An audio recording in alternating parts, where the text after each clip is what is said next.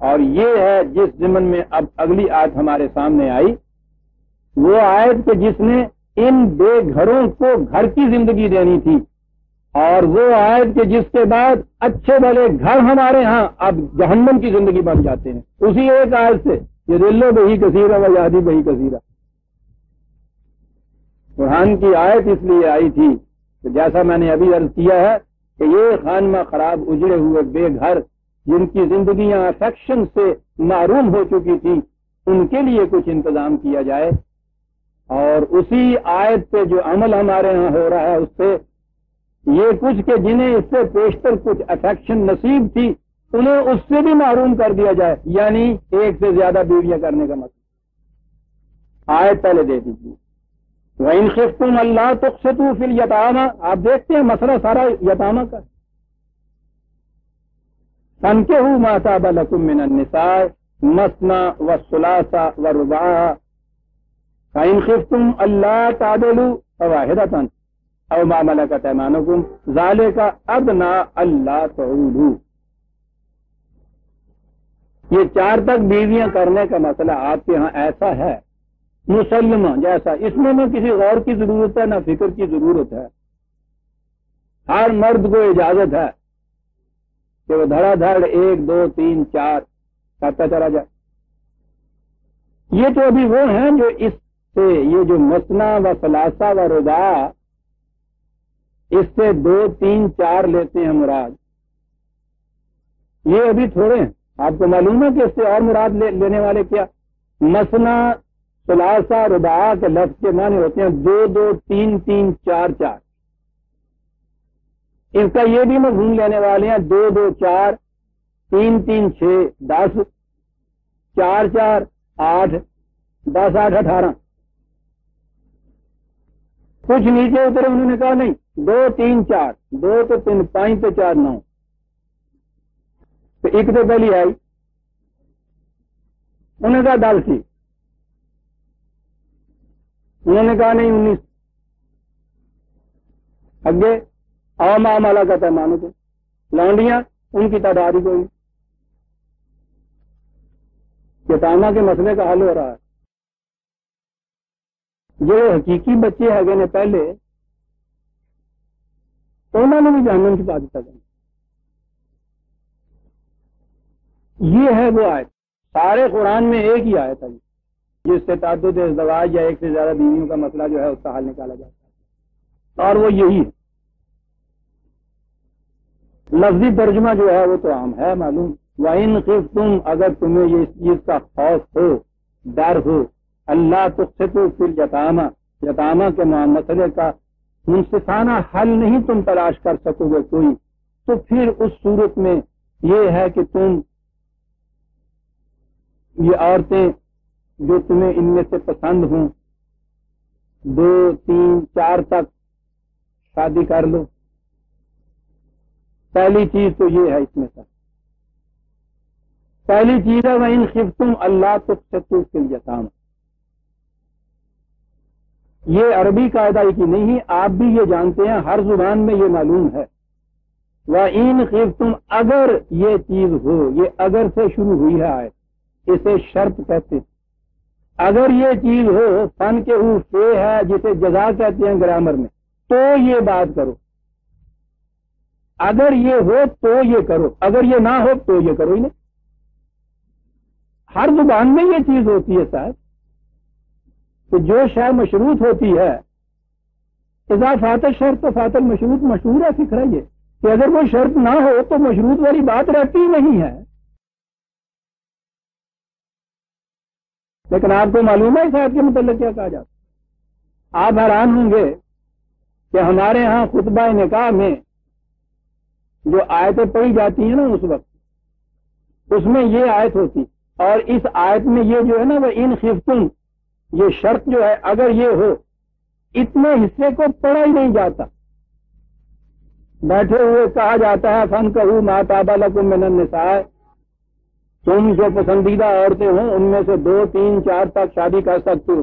یہ تو غنیمت ہے کہ یہ عربی زبان کا ایک فکرہ ہے کہ وہ نہ لڑکا بھی سمجھتا ہے اور کم از کم لڑکے کا باپ نہیں سمجھتا، ورنہ وہ بیٹھے ہوئے یہ کہے چھوڑ دیا پترا اس کی بیٹی کی شادی نکاح ہو رہا ہے، وہ دلہا بیٹھا ہے اور وہ اس کے کان میں کہہ رہا ہے کہ یہ ایک ہی کے اوپر اکتفا والی بات نہ اپنے ذہن میں سمجھ لینا، سن کہوں ماں تابا لکم من النساء مثنی وثلاث ورباع، جو ہے تمہیں پسند آئے ملاحظہ فرماؤ، تو یہ تو تم نے کر لی ہے نا ماں باپ کے کہنے پہ، اور اس کے بعد جو تمہیں پسند آئے، دو تین تین چار چار، یہ نکاح کے خطبے میں آیت درج ہے۔ میں نے عرض کیا ہے نا کہ غنیمت ہے کہ وہ یہ سمجھتے نہیں ہیں کم از کم لڑکی کے گھر والے، ورنہ وہ باپ لڑکی کا کم از کم یا اس کے جو والی ہے وہ جوتی لے کے کھلو جانا۔ میں کہتا ہوں کسی لڑکی کے باپ کے سامنے نکاح کے وقت میں اس بچی کے اس کے ہونے والے شوہر کے کان میں یہ افسوس پھونکا جائے کہ یہ ایک کے اوپر ہی نہیں اکتفا والی بات، چلو یہ تو رسم ایک پوری ہو گئی، آپ سوچئے کہ اس محفل نکاح کا نقشہ کیا ہونا چاہیے اگر اس کی سمجھ میں آ جائے بات۔ تو آپ نے سوچا ہے جو کہتا ہے ملا کے قرآن کبھی سمجھ کے نہیں پڑھنا چاہیے، کتنا فائدہ ہے اس میں؟ یہ ان خفتم اس میں نہیں ہوتا، اور اس کے بعد اور آپ حیران ہوں گے، اس تحریف اور اس دانستہ بےایمانی کی حد ہے کوئی؟ نکاح نامے کا جو فارم چھپا ہوا ہوتا ہے اس میں بھی ان خفتم نہیں لکھا ہوا ہوتا، یہ آیت یہاں سے اس میں شروع کی جاتی ہے فن کے ہو، اور کوئی نہیں پوچھتا کہ شرط کا فقرہ نہ لکھا جائے تو اس کے بعد جو جزا کا فقرہ تو والا ہوتا ہے بےمانی ہو جاتا ہے۔ لیکن نہ صرف یہ کہ یہ زبانی وہاں دہرایا جاتا ہے، چھپے ہوئے فارم آپ کے جو ہے وہ اس سے شروع ہوتے۔ یہ ہے عزیزان من جو خدا کی کتاب کے ساتھ آپ کے ہاں ہو رہا، دھڑلے سے ہو رہا۔ کر لوگ کیا کرتے ہیں؟ آپ کو معلوم ہے کہ یہ پچھلا جو دور تھا صدر ایوب کی حکومت کا، اس میں سب سے زیادہ شور جس چیز پہ مچا وہ کیا چیز؟ آئلی قوانین، فیملی لاز، شور مچا ہوا۔ اور اب وہ جو دور حکومت ختم ہوا تو جو نیا اب دور آنے والا ہے، اس میں آپ کو معلوم ہے کہ یہ اسلام پرست پارٹیاں سب سے زیادہ زور یا اپنی سب سے بلند ترین خدمت جو گنا رہی ہیں کہ ہم کیا کریں گے اب برسر اقتدار آ گئے تو ہم آئلی قوانین کو منسوخ کر دیں۔ یعنی صاحب یہ ہیں کیا آئلی قوانین کہ یہ آپ کے ہاں شراب خواری کے قوانین، زناکاری کے قوانین، یہ جوا، یہ ریسز، یہ سٹے، یہ سارے قوانین ہیں، ان میں سے کسی نے یہ نہیں کہا کہ ہم انہیں منسوخ کریں گے، کہا یہ ہے کہ آئلی قوانین کو سب سے پہلے منسوخ کریں گے۔ تو وہ بہت ہی بڑی خطرناک بات ہو گئی نا۔ اس میں کیا ہے؟ اس میں کہا یہ ہے کہ یہ شرط کا جو فقرہ ہے نا یہ ساتھ ہونا چاہیے آیت میں، اگر کی بات پوری کرو تو پھر اگلی اجازت مل سکتی ہے تمہیں دوسری شادی کرنے کی، اس میں یہ لکھا ہوا ہے جی۔ اس پہ قیامت برپا ہو رہی، مرد کو غیر مشروط حق حاصل ہے شریعت حقہ کی روح سے کہ وہ 4 تک کی شادیاں کر سکتا ہے، 4 کے بعد حد ہو گئی، پھر اس کے بعد تو وہ مرد کا جو حق ہے محدود ہو گیا کہ نہیں، پھر اس میں سے وہ پہلی ہے اس کو طلاق دی، طلاق کے لیے کسی شرط کی ضرورت نہیں، کھڑے کھڑے آپ نے نیلام گھر کی طرح 1 2 3 کہا طلاق طلاق طلاق، ختم قصہ، اب رہ گئی نا 3، چوتھی پھر پوری کر لو۔ آپ دیکھ رہے ہیں قرآن کریم نے آئلی قوانین کے متعلق یہ کہا تھا کہ وَلَا تَتَّخِذُوا آیَاتِنَا ہُزُوًا، تو دیکھنا ہمارے ان احکام کو مذاق نہ بنا دینا کہیں، کیسا مذاق بنایا گیا ہے ان قوانین میں، اگرچہ وہ پورے کے پورے قرآن کے مطابق نہیں ہے، لیکن بہرحال جو آپ کے ہاں کے یہ مجوزہ چیزیں آ رہی ہیں ان میں امپروومنٹ یقیناً ہے، اس میں اصلاح ہے، قرآن کی طرف ایک قدم اٹھا ہے، قیامت مچا دی گئی، نہیں صاحب ان کو رہنے دیا جائے گا، سب سے پہلے ان کو منسوخ کیا جائے گا، کیونکہ یہ دوسری شادی کرنے پہ پابندی عائد کرتے ہیں۔ پابندی یہ کیا عائد کریں گے؟ پابندی عائد کرنے والوں نے تو فکرہ شروع کیا ہے ان خفتم سے، پہلا ان خفتم اللہ تقسطوا فی الیتامى، اور اس کے بعد وَإِنْ خِفْتُمْ أَلَّا تَعْدِلُوا، پھر دوسری شرط خفتم کی، اگر تمہیں یہ بھی ڈر ہو کہ ایسا نہیں ہو سکا پھر بھی نہیں. یہ ہیں شرطیں. شرطیں کیا ہیں؟ ان خفتم الا تقسطوا فی الیتامى، اگر تمہیں یہ اندیشہ ہو، خوف ہو کہ یتامہ کے مسئلے کا منصفانہ حل کوئی اور مل نہیں سکتا، کوئی اور حل نہیں مل سکتا منصفانہ. ان کے مسائل کا یتامہ، ہمارے ہاں تو یتیم صرف ان بچوں کو کہا جاتا ہے جن کے ماں باپ مر جائیں. عربی زبان میں یہ لڑکے جو ہیں ان کے متعلق تو اتنا ہی ہے کہ بالغ ہونے تک، جن کے ماں باپ مر جائیں بالغ ہونے تک انہیں یتیم کہا جاتا ہے. لڑکیوں اور عورتوں کے متعلق یہ لفظ یتیم ان کے متعلق استعمال ہوتا ہے کہ شادی کی عمر ہو جائے اور شادی نہ ہو سکتی، خواہ وہ بیوہ ہو اور خواہ وہ باکرہ لڑکی. قرآن کریم نے خود یہ لفظ یتام النساء اپنے ہاں استعمال کیا اسی صورت میں 4/127. وما یتلی علیکم فی الکتاب فی یتام النساء. یتام النساء، یتیم عورتیں، یہ عربی زبان میں استعمال ہوتا ہے. قرآن نے خود استعمال کیا یتام النساء، وہ عورتیں جن کا نکاح نہیں ہو سکتا، ہاں وہ جوان لڑکیاں ناقد خدا ہوں جن کی پہلے سے شادی نہیں ہوئی یا بیوہ ہو چکی ہوں، مطلقہ ہوں، یہ سب یتامہ کے اندر آتا ہے. یتیم بچے باپ کی شفقت سے محروم رہ گئے، لڑکیاں وہ بھی ان میں شامل، بڑی ہو گئی، قسم پرسی کے عالم میں شادی کا انتظام نہیں ہوتا. عورتیں بیوہ ہو گئیں، شادی کے قابل ابھی عمر ہے، شادی کا انتظام نہیں ہو سکتا.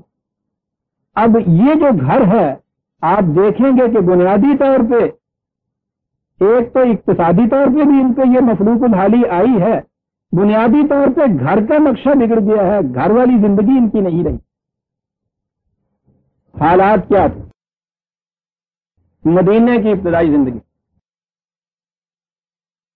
یہ مسلمانوں کی کمیونٹی، پوری امت جسے آپ کہتے ہیں، بدر کے میدان میں 313 ہی نفوس تھے نا. ساری تعداد ان کی مردوں کی 300 کے قریب. جنگ شروع ہو گئے اور لڑائیوں میں تو آپ جانتے ہیں مرد اور پھر وہ بھی جوان مرد جو ہیں وہ زیادہ شہید ہوتے ہیں، قتل ہوتے ہیں، اور کمی آنی شروع ہو گئی مردوں کے اندر.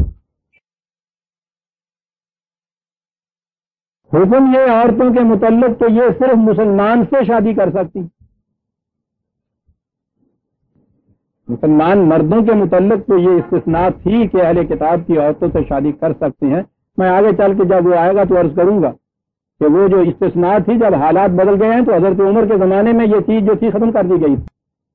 یہ جو آج مصیبتیں آپ کے یہاں پیدا ہو رہی ہیں نا، تو یہ سمجھ کے شریعت نے اجازت دے رکھی ہے وہ گئے اور ولایت سے ڈگری تو وہی رہ نہیں ہوئی، ماں باپ کے حصے کی ایک ڈگری لے آئے ساتھ. اور پھر یہ جو آپ کے ہاں کی بڑی بڑی سلطنتیں ختم ہوئی ہیں وہ انہی عورتوں کی وجہ سے ختم ہوئی تھی جو آپ نے یہ اہل کتاب میں سے عیسائیوں اور یہودیوں کی لڑکیوں سے شادیاں کی ہیں، سب جاسوس بن کے آتی تھی. اور یہ چیز جب یہ شروع ہوئی ہے وہاں ابتدائی ہوئی ہے تو اسی وقت یہ ختم کر دی گئی. بہرحال میں کیا یہ رہا تھا کہ مسلمان عورتیں غیر مسلم سے شادی نہیں کر سکتی. مسلمانوں کی جماعت کی کیفیت یہ ہے کہ کوئی 300 کے قریب سارے نفوس، ان میں سے بھی جنگ میں شہید ہوتے چلے جا رہے ہیں، ہر جنگ کے اندر شہید ہوتے چلے جا رہے ہیں. مکے میں جو عورتیں رہ گئی تھیں مسلمان، اگرچہ وہ وہاں شادی شدہ بھی تھی، وہاں سے تنگ آ کے انہوں نے ہجرت کر کے مدینے میں آ کے پناہ لینی شروع کر دی. عورتیں بھی آئیں، ان کے ساتھ بچے بھی ان کے آئے. وہ کافر تھے ان کے خاوند جو مکے میں تھے، اب انہیں واپس دھکیلنا تو بڑا ظلم، یہ بھی آنی شروع ہو گئی۔ اب دیکھیے پوزیشن کیا ہو گئی مدینے میں، نئی نئی یہ جماعت، مردوں کی پہلے ہی کمی، جنگوں میں شہید ہونے سے اور کم ہوتے چلے گئے، عورتیں بیوہ،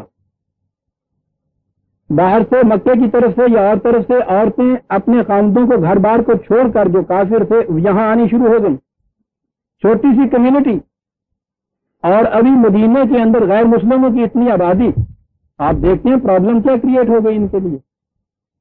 اصول ان کے ہاں تھے مونوگیمی کا تھا،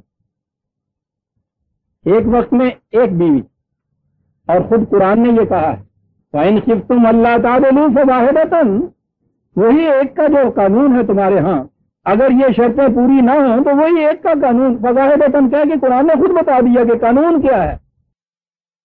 یہ اس قانون میں ایکسیپشن یا ریلیکسیشن تھی کہ قانون تو یہ ہے کہ ایک مرد ایک بیوی، لیکن اس پرابلم کا حل کیا ہو،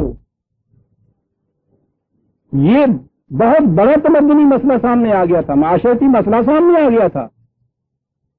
بیوہ عورتیں، ان کے ساتھ بچے، مردوں کی کمی، ادھر سے اور عورتیں چلی آ رہی ہیں، قانون یہ ہے کہ ایک بیوی۔ بہت سوچا کہ اس مسئلے کا حل کیا ہو، کہا وَإِنْ خِفْتُمْ أَلَّا تُقْسِطُوا فِي الْيَتَامَىٰ، سوچو بچار کرو، اور اگر تم دیکھو کہ کوئی اور حل نہیں ملتا ان کا منصفانہ حل، تو پھر وہ جو اصل قانون ہے ایک بیوی کا ایک وقت میں، اس میں استثناء کی جاتی ہے اس پرابلم کو حل کرنے کے لیے کہ حالات کے تقاضے کے مطابق ایک سے زیادہ شادیاں تم کر۔ یہ شادیاں کیا ہوئیں، انہیں اپنی پروٹیکشن میں لو، انہیں حفاظت میں لو، ان کو گھر کی ضرورت ہے، ان کے بچوں کو افیکشن کی ضرورت ہے، یہ ہے وہ ان خفتم اللہ تقسطوا فی الیتامى، یہ شرط اول ہے۔ تو یہ اگر پرابلم کسی وقت معاشرے کے اندر پیدا ہو جائے اور کوئی اس کے لیے منصفانہ حل تمہارے پاس نہ ہو، تو یہ ہو سکتا ہے کہ آپ کے یہاں کی عورتیں ان کی تعلیم اتنی ہو کہ وہ کوئی ڈاکٹرز بن جائیں، کوئی نرسز ہو جائیں، کوئی ٹیچرز ہو جائیں، معاملوں کے اندر ہو جائیں، معاشرے کا حسن انتظام یہ ہو کہ کوئی شخص نظر میلی نگاہ اٹھا کر کسی عورت کی طرف نہ دیکھ سکے، ان کے بچوں کو یتیم خانوں میں نہیں لیا جائے، گھروں کی فیملی کے اندر ابزارو کیا جائے، ان کو ماں باپ کی افیکشن ان کو دی جائے۔ اگر اس قسم کا آپ کے یہاں کوئی جنتی معاشرہ بنتا ہے کہ جس جنت کے اندر بچوں کے متعلق قرآن نے کہا ہے بچے ہیں گوہر آبدار ہیں جو ادھر ادھر پھر رہے ہیں صاحب، اگر معاشرے کی کیفیت یہ نہ ہو تو کہا کہ پھر اس کا حل یہ بھی ایک ہو سکتا ہے کہ تم ان کو اپنے خاندان کے اجزاء بنا دو، جزو خاندان بناؤ ان کو۔ اگر یہ تمہیں ڈر ہو کہ ان کے مسئلے کا کوئی اور حل نہیں مل سکتا تو پھر تمہیں اس کے متعلق اجازت دی جاتی ہے، یہ ایکسیپشن ہے، یہ اجازت ہے، یہ حکم نہیں ہے، اس شرط کے بغیر اس کی اجازت قطعاً نہیں ہے، کسی دوسری جگہ کوئی اور آیت نہیں ہے، یہ ہے جہاں یہ حکم ہوا۔ تو پھر اس کے بعد فانکحوا ما طاب لکم من النساء، آپ کو پتا ہے جب یہ آیت پوری پیش کر دی جاتی ہے، پڑھ دی جاتی ہے کہ پہلے یہ لکھا ہوا ہے، تو یہ کہتے ہیں کہ وہ ٹھیک ہے، لکھا ہوا یہ ہے کہ اگر تم دیکھو کہ یتیموں کے ساتھ تم انصاف نہیں کر سکو گے تو پھر تم جہاں جی چاہے 2 3 4 شادیاں کر لو۔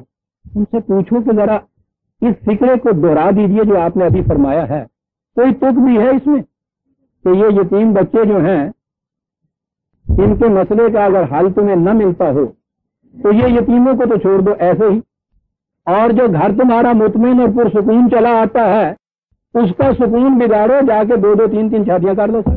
یعنی ان دونوں میں کوئی ربط ہے اس شرط میں اور اس جزا میں جو اس کے بعد کہی گئی ہے، یہ حل ہے اس چیز کا؟ لیکن آپ دیکھیے بڑے دھڑلے سے یہ بیان کیا جاتا ہے، اور اس کے لیے ایک روایت حضرت عائشہ کی تھا کہ یہ ہوا تھا یتیموں کے ساتھ انصاف نہیں ہوتا تھا تو یہ کہا گیا کہ جاؤ شادیاں کرو۔ عزیزان من، قرآن کی آیت سامنے، کوئی لمبی چوڑی عربی ادب میں جانے کی بھی ضرورت نہیں ہے، کوئی 18 علوم پڑھنے کی ضرورت اس کے لیے نہیں ہے۔ ابتدائی عربی بھی کسی کو اگر آتی ہو تو یہ ایسا قرآن تو اتنا آسان زبان میں ہے، بڑی آسانی سے ہی سمجھ میں آ جاتا ہے۔ اگر ان خفتم، اگر تمہیں خوف ہو، دیکھیے تو صحیح، عربی جاننے والا بھی غور کرے تو کچھ نہ کچھ تو ٹٹول لیتا ہے۔ اللہ ان لا تقسطو، اگر تم نہیں انصاف منصفانہ کوئی حل تلاش کر سکتے یتامہ کا، فن کے ہو، پھر تم کر سکتے ہو یہ فن کے ہو ما طاب لکم من النساء۔ اب یہ دیکھیے بات تو صرف اتنی سی کہہ گیا ہے، کہنا تھا قرآن نے درمیان میں ایسی چیزیں وہ لاتا چلا جا رہا ہے جہاں اور احکام بھی ساتھ آ جاتے ہیں۔ فن کے ہو،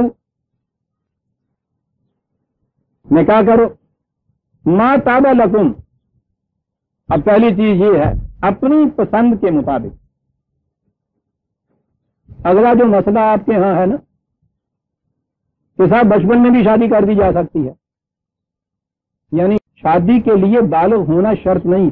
میں ابھی آگے چل کے 2 آیتوں کے بعد آئے گا جو میں عرض کروں گا، قرآن نے خود یہ شرط لگائی ہے اس کے لیے بالغ ہونا۔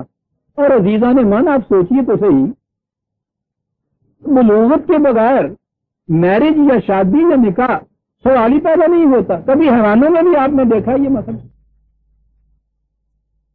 یہ تو آپ ہی کے ہاں یہ چیز ہے۔ 6 برس 7 برس کی بچیوں کے ساتھ آپ کہتے ہیں شادیاں کی جائیں، اور شادی نہیں صرف کہ نکاح ہی پڑھا دیا جائے، اس کے بعد یہ ہے کہ ان کے ساتھ خلوت بھی ہو۔ تو بس میں وہاں آؤں گا تو عرض کروں گا کہ آپ کے کون کون سے اب ماڈرن دور کے بھی جو مفسر ہیں وہ زور دیتے ہیں اس کے اوپر کہ جی ہاں ٹھیک ہے، 6-7 برس کی لڑکی کے ساتھ شادی بھی کی جا سکتی ہے اور اختلاط بھی اس کے بعد کیا جائے۔ وہ تو میں آگے چل کے عرض کروں گا کہ قرآن نے خود بالغ ہونے کی شرط عائد کی ہوئی۔ یہی ما طاب لکم کا لفظ بتا رہا ہے، اپنی پسند کے مطابق۔ 6 برس کا بچہ بھی اپنی پسند کے مطابق اپنی دلہن جو ہے اس کو لے آئے گا۔ پسند کا سوال ہی اس وقت پیدا ہوتا ہے جب آپ چوائس اور انتخاب کی عمر پہ پہنچے ہوئے ہوں، اور عمر ہی نہیں صرف، بلکہ آپ کے یہاں صلاحیت اتنی ہو آپ کے اندر کہ آپ صحیح چوائس کر سکیں۔ اب یہاں تو یہ کہا گیا ما طاب لکم من النساء، مردوں کے لیے یہ چیز آئی کہ جو تمہیں پسند ہو۔ کیا یہ عورتوں کے لیے بھی یہ بات ہوگی یا پسندیدگی انہی کے اوپر ہے؟ جیسے انتخاب اور پسند کا حق خریدار کو ہوتا ہے، جو شے خریدی جاتی ہے اس کو تو یہ حق نہیں ہوتا۔ بازار میں جا کے آپ کو پھل خریدنے کے بعد یہ تھوڑا ہے کہ وہ خربوزہ وہ کہہ دے کہ نہیں صاحب میں تو نہیں یہ رندل جانتا۔ پسندیدگی کا حق مرد کو ہی نہیں ہے۔ ذرا اور آگے چلیے 4/19، یہ وہ آیت ہے جس کو کبھی سامنے نہیں لایا جاتا۔ یا ایھا الذین آمنوا لا یحل لکم ان ترثوا النساء کرہا، اے مومنین یہ حلال ہی نہیں ہے تمہارے اوپر کہ کسی عورت سے اس کی مرضی کے خلاف کرہن شادی کر لو۔ لا یحل لکم، حلال ہی نہیں ہوتا وہ نکاح، حرام ہوتا ہے۔ قرآن کا لفظ لا یحل لکم، کرہن میں صرف جبر ہی نہیں، اس کے اندر ذرا سی کراہت بھی آتی ہے۔ جہاں کسی عورت کو ذرا سی بھی کراہت بھی ہو، ناپسندگی کی ہو، کچھ بھی، حلال ہی نہیں ہے کہ اس کے ساتھ تم شادی کرو۔ یہاں اول تو وہ شادیاں ہی میں نے کہا ہے کہ اس عمر میں ہوتی ہیں جہاں سوال ہی نہیں، اور جو بڑی عمر میں بھی ہمارے ہاں ہوتی ہیں شادیاں، وہاں التزام یہ ہوتا ہے بوٹا بوٹا پتا پتا حال ہمارا جانے ہے، جانے نہ جانے، گل ہی نہ جانے، باغ تو سارا جانے ہے۔ جب رشتے کی باتیں ہو رہی ہوتی ہیں تو اس کا التزام کیا جاتا ہے کہ لڑکی کے کان میں بھنک نہ پڑ جائے کہ ہم کہاں بار تلاش کر رہے ہیں۔ چوری چھپے خفیہ طور پہ سرگوشیاں کر کے معاملہ طے کیا جاتا ہے، اسے نہ پتہ چلنے۔ وہ ادھر ادھر سے اڑتی ہوئی بیچاری کہیں کسی سہیلی سے کسی ادھر سے کچھ بات سن لے تو سن لے، اور سننے کے بعد اگر زبان پہ یہ لے آنا قیامت گزر جاتی ہے۔ شریف گھرانوں کی لڑکیوں کی اب یہ کیفیت ہو گئی، اپنے رشتوں کے متعلق اپنی سہیلیوں سے باتیں کرنے لگی۔ ہاں بہو یہ زمانہ بھی ہم نے دیکھنا تھا، قرب قیامت کی گھڑی ہے نا یہ۔ اور سارا کچھ کر چکنے کے بعد دن مقرر ہو گئے، بارات چلی آ رہی ہے، بارات آ بھی گئی، سب کچھ ہوا گیا، ڈھول ڈھمکا آتش بازی یہ سارا کچھ ہو رہا ہے۔ یہ سب کچھ کرنے کے بعد ارے وہ میاں جی کہاں ہے؟ وہ چلیے نا اندر، وہ دو لیجیے ساتھ آپ نے، وہاں جا کے وہاں اسے جا کے بیچاری کو دیکھیے تو وہ اس کو بہو بنا کے بٹھایا ہوا ہوتا۔ یہ بہو جو کہتے ہیں بہو تو ہم پتا نا بچیاں میں ڈراؤن والی گال ہوں گی وہاں، اور وہاں جا کے اب آخری وقت میں اس سے یہ پوچھا جاتا ہے، یہ شرط پوری کی جاتی ہے رضامندی اس کی لینے کے لیے۔ اب وہ بیچاری کچھ نہیں کہتی تو فقہ کا مسئلہ ہے کہ اگر وہ خاموش ہو تو رضامندی سمجھے۔ فانکحوا ما طاب لکم من النساء، اپنی پسند کے مطابق۔ دوسری طرف سے لا یحل لکم ان ترثوا النساء کرہا، 4/19 عزیزان مان، بڑی اہم آیت ہے اس بات کے۔ ذرا سی ناگواری بھی اگر ہو لڑکی کو یا عورت کو، حلال ہی نہیں ہے اس کے ساتھ کہ تم اس کے مالک بن جاؤ۔ ٹھیک ہے، پسندیدگی کے مطابق۔ اب یہ دیکھنا یہ ہے کہ پرابلم کتنی بڑی ہے، کتنی زیادہ تعداد ہو گئی ہے۔ یہ انفرادی سوال نہیں ہے کہ وہ ہر شخص اس کا فیصلہ کر لے، طے کر لے اور اٹھ کے 2 4 کرتا پھرے۔ یہ مسئلہ اجتماعی ہے، معاشرے کا ہے، مملکت کا ہے کہ وہ فیصلہ کرے کہ ایسی سچویشن ارائز ہو گئی ہے کہ وہ جو ہمارے ہاں کا لا ہے، قانون ہے مونوگیمی کا، ایک وقت میں ایک بیوی کا، اس میں ایکسیپشن یا ریلیکسیشن کرنے کا تقاضا، زمانے کا وقت کا تقاضا آ گیا ہے کہ اس میں کیا جائے، قانوناً ریلیکسیشن اس میں کی جائے گی، اور پھر اس اسٹیٹ کی، اس مملکت کی، اس کی اجازت سے، بلکہ اس کے اہتمام سے یہ کیا جائے گا۔ یہ مسئلہ معاشری ہے، انفرادی نہیں ہے۔ یہ پرابلم ارائز ہو گئی ہے آ کے ملت کی، ملت اس کو حل کرے گی۔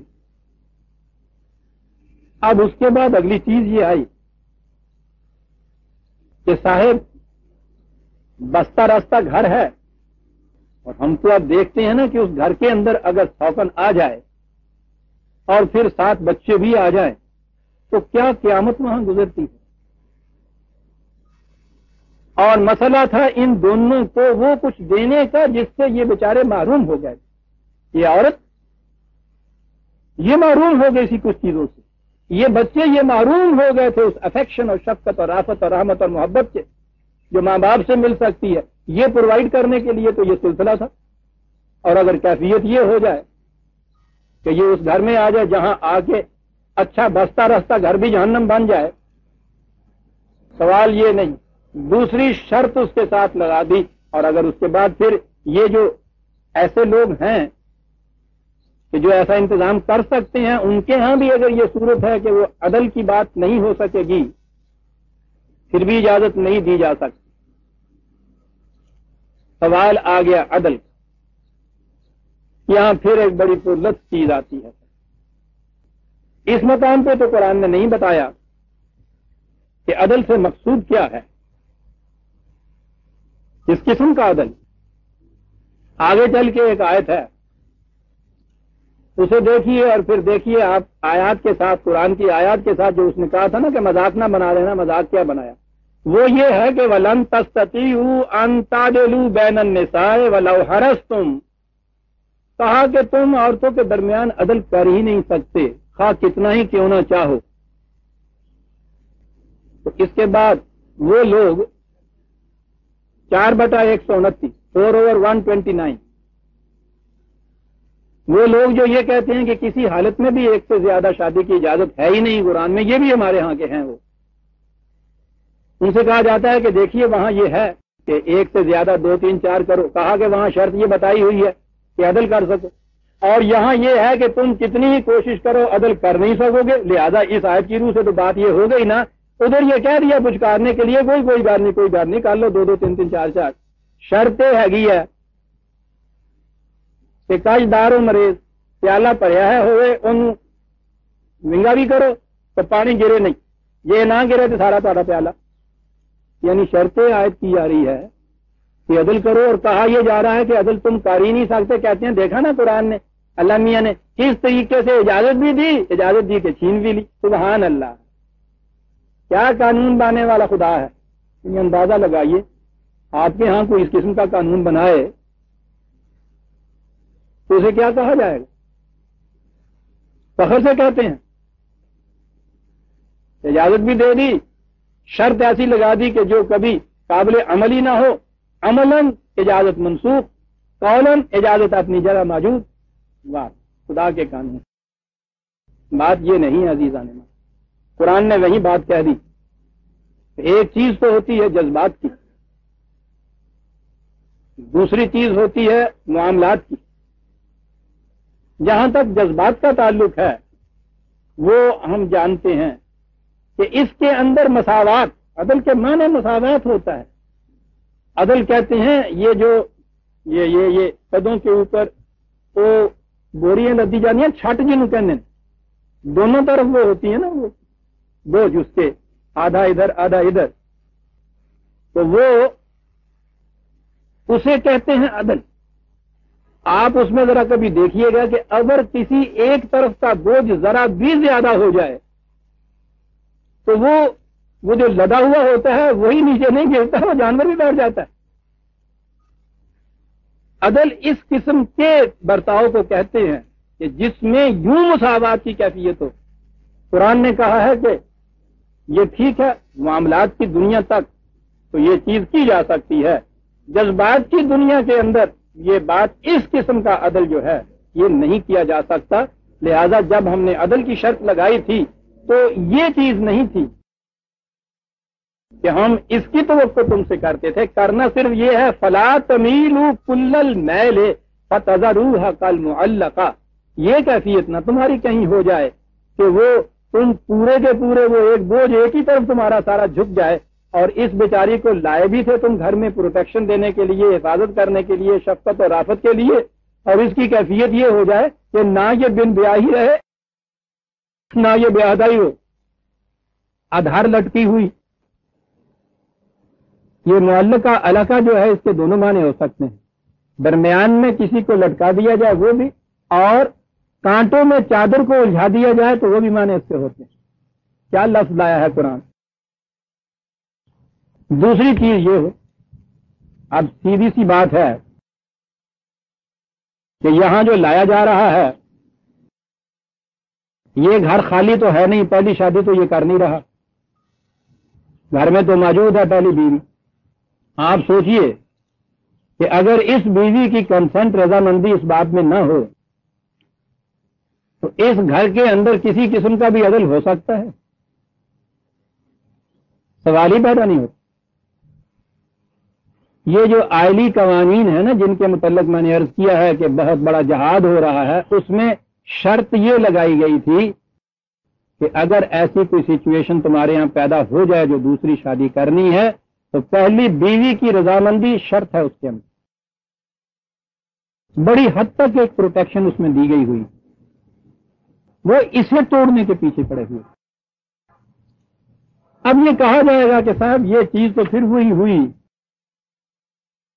یہ گھر کے اندر جو بیوی یا عورتیں ہیں یہ کہاں اس کی رضامندی دے دیں گی، وہ راضی ایسے کیسے ہو جائیں گی؟ جبرن ہی آپ کہہ لیجئے کہ وہ راضی ہو جائے گی، جیسے ہمارے ہاں یہ کرایا جاتا ہے. لیکن ہم یہ بھول جاتے ہیں کہ بات مومنین سے ہو رہی ہے، اور مومنین میں مومن مرد بھی ہوتے ہیں، مومن عورتیں بھی ہوتی ہیں. اور ایمان سے انسان کے اندر جو ایک تبدیلی پیدا ہوتی ہے ہم اس سے لذت آشنا ہی نہیں ہے. وہ کیا چیز پیدا کر دیتی ہے جب سچویشن ایسی ارائز ہو جائے. مومن عورتیں بھی یہ بات دیکھیں کہ ہماری بہنیں بغیر اپنے کسی قصور کے محض ایمان لانے کی وجہ سے اس پوزیشن کے اندر آپ ہو گئی ہیں کہ پروٹیکشن بھی ان کو نہیں ملی، معیشت کا سامان بھی نہیں رہا، راست اور محبت بھی ان کے بچوں کو نہیں مل رہی، بے گھر بے در، خانمہ خراب، ہستہ اور ویران، یہ ان کی کیفیت ہے. ایک مومن عورت کے دل کے اندر بھی اس کے لیے ہمدردی کے جذبے ابھر آئیں گے. اور یہ وجہ تھی کہ ان حالات میں جو میں نے عرض کیا ہے مدینے جو پیدا ہوئے، اس اجازت یا ریلیکسیشن کے بعد جہاں جہاں ایک سے زیادہ شادیاں ہوئیں، آپ حیران ہوں گے کہ گھر کی پہلی بیوی جو تھی وہ چراغ جلا کے اس نئی آنے والی کا ریسیپشن دروازے پہ جا کے کیا کرتی تھی. آؤ بہن، بڑی خوشی کی بات ہے کہ تم پہ یہ ایک آفت آ کے پڑی تھی، اس کا حل مل گیا ہے. آؤ، یہ تمہارے بچے اور یہ میرے بچے. یہ کیفیت پیدا ہو جاتی. اور میں کہتا ہوں جو قرآن نے یہ کہا ہے کہ یہی نہ ہو کہ ایک ہی طرف جو کے رہو. اب تو ہمارے ہاں یہ ہے نا، یہ جو دوسری آتی ہے، ایک تو یہ دوسری آتی ہی چڑھ کے ہے، پہلی کے سر کے اوپر سوار ہوتا. اور لانے والے کی بھی کیفیت یہ ہوتی ہے کہ یہ جو دوسری آتی ہے وہ جھکا ہوا اس کی طرف ہوتا ہے. لیکن میں سمجھتا ہوں کہ قرآن نے تو یہ چیز اس سے الٹ تھی جو دیکھی. گھر کے اندر بیوی، بچے، جنت کی زندگی، باہمی، قرآن نے جسے سکینت، مودت اور رحمت کہا ہے، وہ زندگی گھر کے اندر اس بیوی کے ساتھ ہو جو چلی آ رہی ہے. دوسری وہ لائی جائے کہ جس کے لیے صرف ایک ضرورت ہے، تقاضا ہے ہمارے ہاں معاشرت کا، جس کو پورا کرنے کے لیے اس کو پروٹیکشن دی جا رہی ہے، اس کے بچوں کو لایا جا رہا ہے. یقیناً پہلی کے مقابلے میں یہ دوسری کا مقام نہیں ہو سکتا. اور ان کو کہا یہ گیا تھا کہ اسے لے جا رہے ہو تو اس کی کیفیت یہ نہ وہاں ہو جائے کہ نہ یہ بیچاری اس حالت میں ہی رہے کہ وہ بن بیاہی ہوئی ہے، نہ ہی اس حالت میں رہے جہاں تمہاری پہلی بیاہتا ہے. ایسی نہ کیفیت پیدا کر دینا. یہ تھے حالات عزیزان من جس میں قرآن نے اس اہم معاشرتی مسئلے کا یہ حل تجویز کیا ہے. حکم نہیں ہے، صرف یہ کہا ہے کہ ایسی سچویشن ارائز ہو جائے تو تمہارے ہاں چونکہ ایک بیوی ایک خاوند کا قانون ہے، اس میں اس قسم کی استثناء کی جا سکتی ہے. اور یہ ہے وہ استثناء جس پہ نبی اکرم صلی اللہ علیہ وسلم نے پہلے عمل کی. حضور کی ازواج مطہرات کے متعلق عام طور پہ اعتراضات ہوتے ہیں. اتنی بیویاں، پہلی چیز تو آپ یہ دیکھ لیجئے کہ ہمیں یہ چیز قرآن میں کہیں نہیں ہے یہ کہ ایک وقت میں رسول اللہ صلی اللہ علیہ وسلم کے گھر میں کتنی بیویاں تھیں. یہ ٹھیک ہے کہ جمع کا صیغہ آتا ہے قرآن میں ایک سے زیادہ تھیں. تاریخ ہمیں یہ بتاتی ہے کہ فلاں فلاں امہات المومنین میں شامل تھیں، لیکن یہ کہ ایک وقت میں کتنی تھیں یہ کہیں نہیں. لیکن کتنی بھی ہوں، وہ دیکھیے کہ وہ جو آئی تھیں وہ حالات کیا تھے اور وہ کس قسم کی تھی. نبی اکرم صلی اللہ علیہ وسلم کی پہلی شادی جب حضور کی عمر 25 سال کی تھی، حضرت خدیجہ الکبریٰ رضی اللہ تعالی عنہا سے ہوئی، وہ بھی بیوہ بچوں والی، 40 سال کی عمر. اس ایک بیوی سے اس کی پوری زندگی تک کے لیے نباہ کیا، 25 سال تک. آپ کی عمر، خود حضور کی عمر 50 سال کے قریب ہو گئی، 15 سال پہلے نبوت کے، 10 سال بعد کے بھی. اور جب ان کا انتقال ہوا ہے گھر میں کوئی اور نہیں تھا. ذمہ داریاں نبوت کی، معاشرے کی، حکومت کی اتنی بڑی زیادہ آ گئی ہوئی تھی. گھر میں بچیاں بھی تھیں. یقیناً ضرورت ہے ایک شادی کی. یہ ہے وہ شادی، یہ کہیے جو ایک ان میرڈ گرل سے، ناقد خدا سے آپ نے کی، حضرت عائشہ صدیقہ رضی اللہ تعالیٰ عنہ. بہترین گھر کو سنبھالنے والی یہی لڑکی ہو سکتی تھی، صدیق اکبر کی بیٹی. آپ سوچ سکتے ہیں کہ اس بیٹی کی تربیت و پرورش کس طرح سے ہوئی ہوگی. خود آپ نے یہ کہا ہے حضرت عائشہ نے بھی کہ گھر میں جس زمانے میں کھیلا کرتی تھی سورہ قمر کی آیتیں ہوتی تھیں جن کو ہم گیت نہیں گایا کرتے تھے، ان آیتوں کو پڑھ پڑھ کے گھر میں شادیاں نہیں ہوتی تھی. اس گھر کی پرورش یافتہ بچی جو تھی. اور اس کے ساتھ بھی جو کچھ قیامت گزری ہوئی ہے آپ کو معلوم ہے نا کیا؟ آپ کے ہاں متفقہ طور پہ یہ کہا جاتا ہے کہ حضرت عائشہ کی عمر 6 سال کی تھی جب نکاح ہوا. بڑی رعایت برتتے ہیں تو یہ کہ 9 سال کی تھی جب رخصتی ہوئی ہے۔ انا للہ و انا الیہ راجعون۔ محض اس لیے کہ یہ جو انہوں نے اپنے ہاں یہ کہا ہے کہ نابالغ کی شادی ہو سکتی ہے، کہیں سے اور ان کو اس کی دلیل نہیں ملتی، یہ ایک چیز جو ہے کر دی وجہ۔ بہرحال عزیزان من، یہ اس بقول فخر کے تو نہیں کہتا، بطور تحدیث نعمت ہے خدا کے حضور میں سجدے ریاض کرتے ہوئے یہ سعادت اس فقیر کو یہ حاصل ہوئی۔ میں نے اب اور تو کوئی ذریعہ علم ہمارے پاس ہے نہیں، یہی تاریخ کی کتابیں، یہی حدیث کی کتابیں ہمارے پاس آ رہی ہیں، اور کہاں سے معلوم کریں گے؟ کتنی چیز یہ مسرت و خوشی کی ہے۔ انہی کتابوں سے میں نے یہ ثابت کر دیا کہ حضرت عائشہ کی عمر 19 سال کی تھی جب آپ کی شادی ہوئی۔ موجود ہے میرے ہاں طاہرہ کے نام خطوط کے اندر بھی یہ چیز موجود ہے، اور آپ کو معلوم ہے کہ میرے خلاف جو کفر کا فتویٰ لگا تھا اس میں ایک یہ بھی چیز تھی کہ یہ حضرت عائشہ کی عمر 19 سال بتاتا ہے، یہ کفر نہیں تو اور کیا ہو سکتا ہے۔ بہرحال یہ تھی آپ کی یہ شادی، یہ ہوئی، مدینے کی زندگی شروع ہوئی۔ دوسرے ہی سال جنگ بدر، تیسرے ہی سال جنگ احد، پے در پے یہ ہنگامے، مکے سے مہاجر عورتیں جو ہیں ان کی درآمد، یہاں بیوہ عورتیں، بیوہ بچے، چھوٹی سی کمیونٹی، ہر دوسرے دن جنگ، یہ کیفیت۔ اب ان خاندانوں میں اس قسم کی بھی عورتیں بوڑھی بیوہ بچوں کے ساتھ کیا کیا جائے، کہاں جائیں؟ کوئی اور جگہ نہیں، حضور اپنی پروٹیکشن میں لے رہے ہیں۔ عام حالات میں جگہ کی کیفیت یہ تھی کہ حضرت عمر رضی اللہ تعالی عنہ جیسی شخصیت بہت ممتاز شخصیت تھی، اسلام سے پہلے بھی بہت بڑا گھرانہ تھا۔ خود حضرت عمر رضی اللہ تعالیٰ عنہ کی بیٹی حضرت حفصہ، آپ کو معلوم ہے مدینے میں ہی پہلی استاد جو آگے پڑی ہے اس کمیونٹی کے اوپر، تو ان میں سے کچھ گروہ تھے ان کو حبشہ کی طرف ہجرت کرنی پڑ گئی تھی۔ ان میں یہ مسلمان عورتیں اور ان کے خاوند بھی تھے۔ حضرت حفصہ حضرت عمر کی بیٹی اپنے خاوند کے ساتھ یہ حبشہ میں ہجرت کر کے گئی تھی۔ حالات بہتر ہوئے تو مدینے میں واپس آئے۔ احد کی جنگ میں خاوند شہید ہو گئے۔ حالات ایسے تھے کہ حضرت عمر جیسی شخصیت کو درخواست پیش کرنی پڑی، قریبی جو دوست تھے انہی سے کہہ سکتے تھے، حضرت ابو بکر صدیق سے، آپ نے بھی انکار کر دیا، بوجھ نہیں اٹھایا جا سکتا۔ حضرت عثمان سے انہوں نے بھی انکار کر دیا۔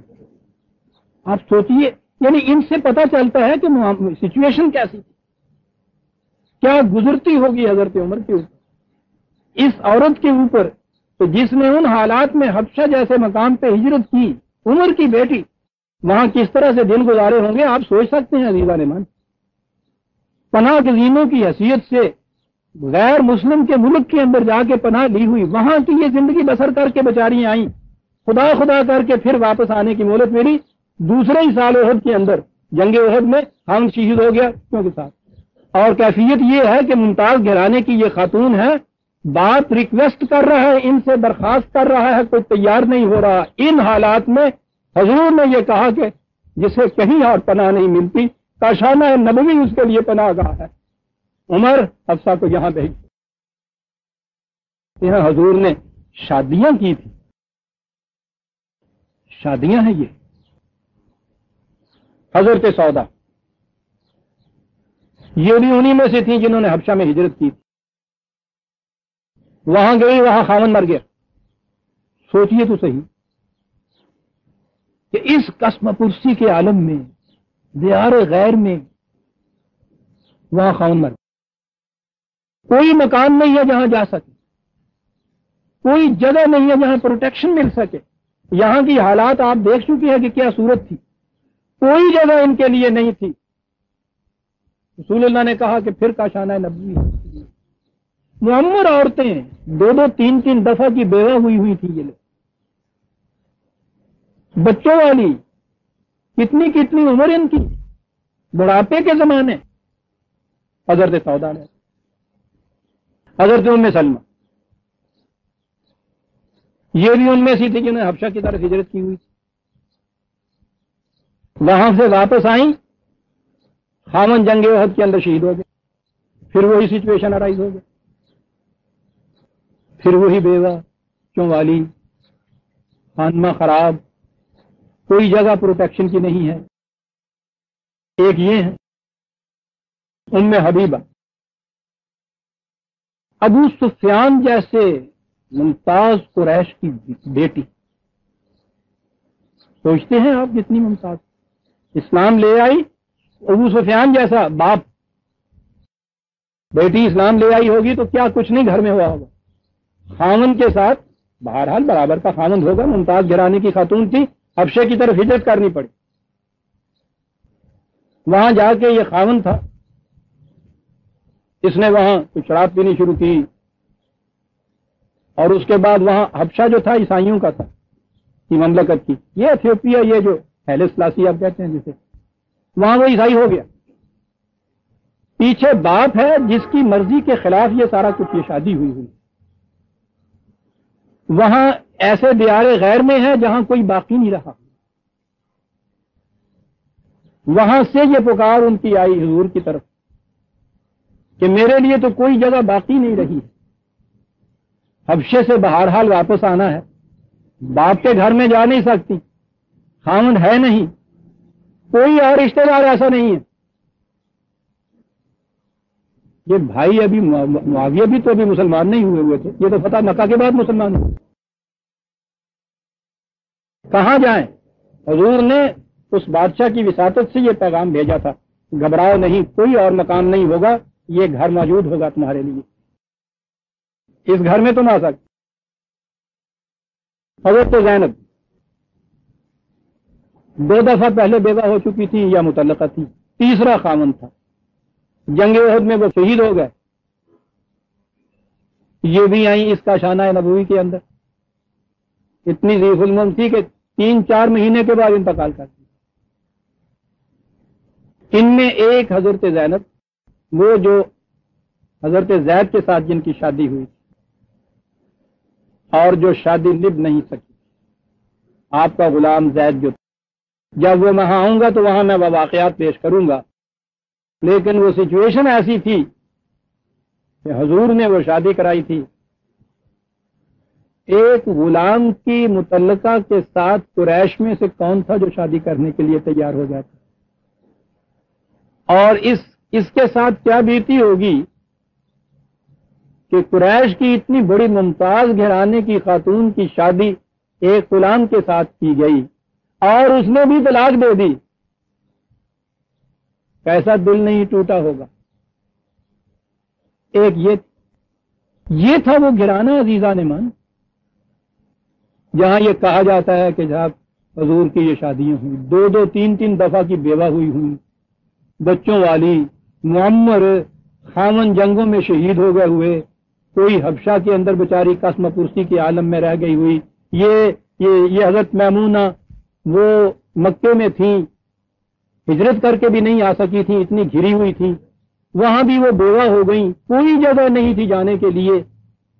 اور یہ تھی آخری شادی. سن 8 ہجری میں مکہ فتح ہوا، حالات بدل گئے، جنگیں ختم ہو گئیں، معاشرے میں خوشحالی آ گئی. تو آپ کو معلوم ہے سب سے پہلے اس گھرانے کے اندر کیا بات ہوئی؟ معاف رکھیے گا، میں قرآن کریم کا نسخہ اندر سے نہیں لایا، آپ ریفرنس لکھ لیجئے گا، میرے پاس ہے.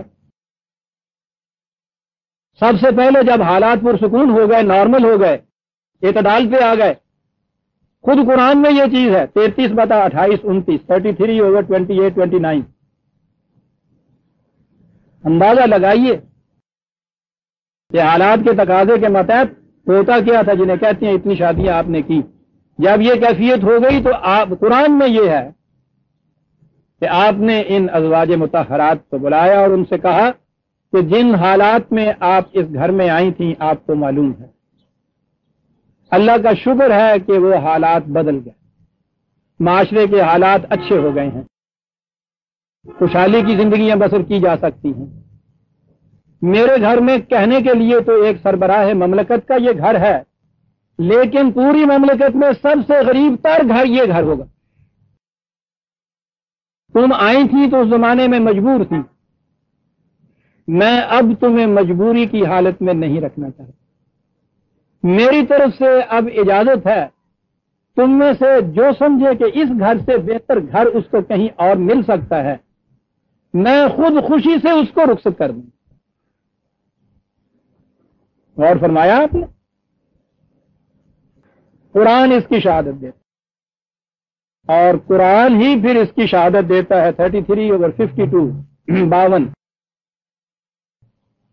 کہ ان سے جب یہ کہا تو انہوں نے کہا کہ حضور آپ نے کیا فرمایا، اس گھر کی چھت کے سوا کوئی دنیا کی اور چھت بھی ہو سکتی ہے کہ جہاں یہ سکون اور جنت کی زندگی میں میسر آئے؟ آپ تو کہتے ہیں کہ یہاں کچھ وسعت کی زندگی ہوگی، اس گھر کے تو 1000 درجے بہتر ہے دوسرے گھروں کی دیگوں سے۔ وہ کون بد نصیب ہے جو اس گھر کے سائے سے نکل کے کسی دوسرے گھر کے سائے میں چلی جائے؟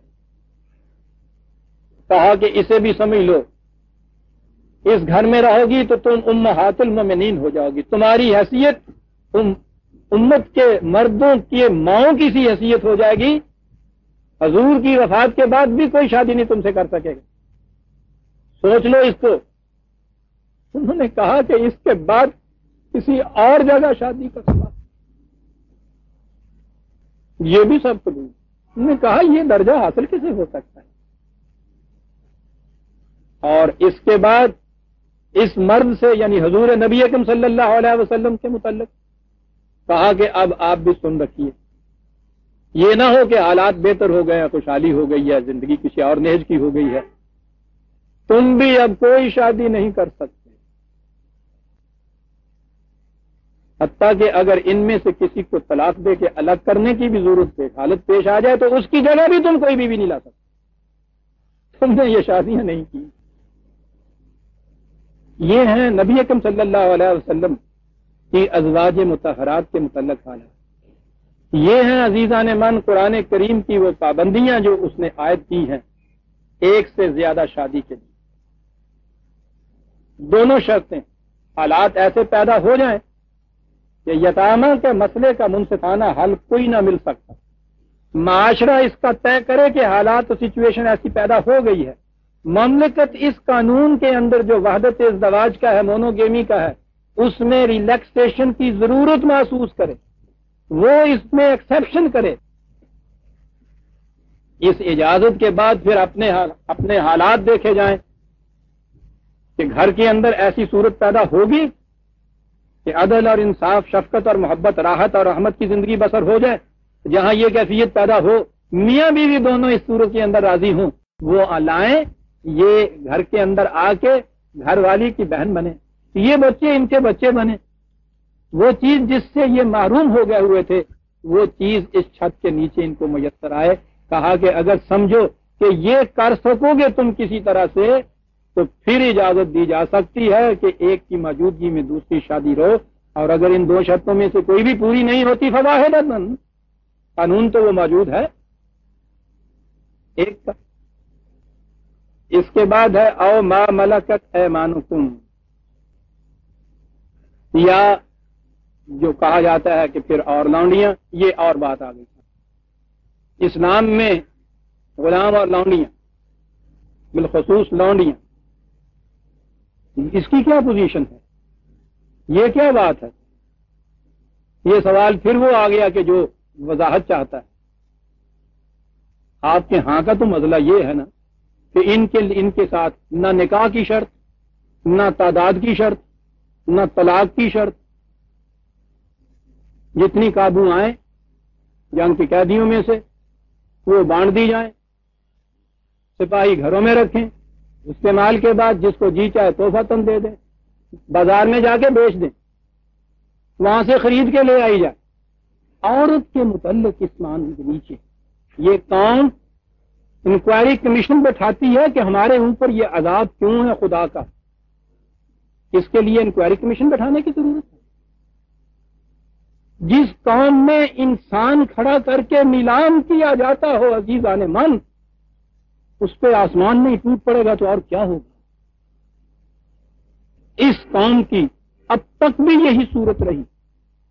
وہ تو غنیمت ہے کہ کفار نے آپ کے ہاں اتنا دباؤ دیا، یو این او کے اندر یہ مسئلہ سامنے آیا، انہوں نے غلامی کے مسئلے کو لیا، وہاں انہوں نے چارٹر کے اندر آپ نے یہ چیز اندازہ لگائیے، شرم کے مارے ڈوب مرنے کا مقام. انہوں نے اپنے ہاں یہ چارٹر بنایا. اوریجنل جب یہ چارٹر بنا ہے ہیومن رائٹس کا، جس میں یہ تھا کہ غلامی ابالش کی جاتی ہے، غلامی نہیں رہے گی، دنیا کی کافر مشرک فاسق فاجر قوموں نے اس کے اوپر دستخط کیے، چارٹر کے اوپر. آپ کو معلوم ہے دستخط نہیں کیے تھے تو کچھ خادم الحرمین الشریفین، دنیا کی سب سے بڑی اسلامی مملکت عربیہ کی، عرب کی سعود عرب نے کہہ دیا کہ نہیں صاحب، ہمارا دین اس کی اجازت نہیں دیتا، ہم نہیں دستخط کرتے. اور کل تک ابھی مکے کے اندر خود یہ غلام اور لونڈیاں نیلام ہوتی تھی. وہ تو آج زمانہ کا تقاضا، شرافت سے جو کچھ کوئی نہیں کرتا، زمانے کا تقاضا مار مار کے وہ کچھ کرا دیتا ہے. اب تو ماتحت مزدوروں کو اور ماتحت ملازموں کو قابو میں رکھنا مشکل ہو گیا ہوا ہے، چھ جائے کہ آپ غلاموں اور لونڈیوں کو اس طرح قابو میں رکھیں. ان حالات کے تقاضے سے مجبور ہو کے وہاں یہ صورت ہے کہ یہ شکل نیلامی کی تو نہیں، لیکن ان کے حرموں کے اندر ابھی بھی وہ سب کچھ چلا آ رہا ہے. یہ ہے آپ کے ہاں لونڈیوں کا. اور پھر وہی قیامت کے صاحب قرآن سے ثابت ہے. آگے یہ چیز آئی ہے او ما ملکت ایمانکم، یہ چیز آئندہ درس میں ہم اٹھا رکھتے ہیں کہ مستقل موضوع ہے اور بات صاف کرنے کی ہے. 1400 سال سے آپ کے یہاں چلی آ رہی ہے کہ یہ کیا چیز ہوگی. فواحدۃ، پھر ایک ہی بیوی. کتنی سی بات یہ میں کہہ دوں، ذالک ادنیٰ اللہ تعولوا، یہ اس لیے ہم کہہ رہے ہیں تاکہ تم عدل رکھو، نا انصافی نہ کر سکو کسی طرح سے. اور دوسرے معنی اس کے یہ ہوتے ہیں، یہ بھی یاد رکھو اتنے کثیر العیال بھی نہ ہو جانا اس طرح سے کرنے کے بعد کہ یہ بوجھ ہی تمہیں لے ڈوبے. یہ بھی معنی اس کے آتے ہوتے ہیں. یہ جو فیملی پلاننگ کے خلاف لڑ لے کے پھر رہے ہیں، قرآن نے یہ کہا ہوا ہے، لیکن یہ بات بھی آگے چل کے بیان ہوگی. سورہ النساء کی 3 آیت آج ہم لے سکے اور وہ بھی پوری نہیں ہوگی. اللہ کا شکر ہے کہ ایک موضوع جو سامنے آیا اس کے متعلق میں اپنی بصیرت کے مطابق قرآن سے وضاحت کر چکا ہوں. آگے آئندہ درس میں ہم لیں گے. ربنا تقبل منا انک انت السمیع العلیم.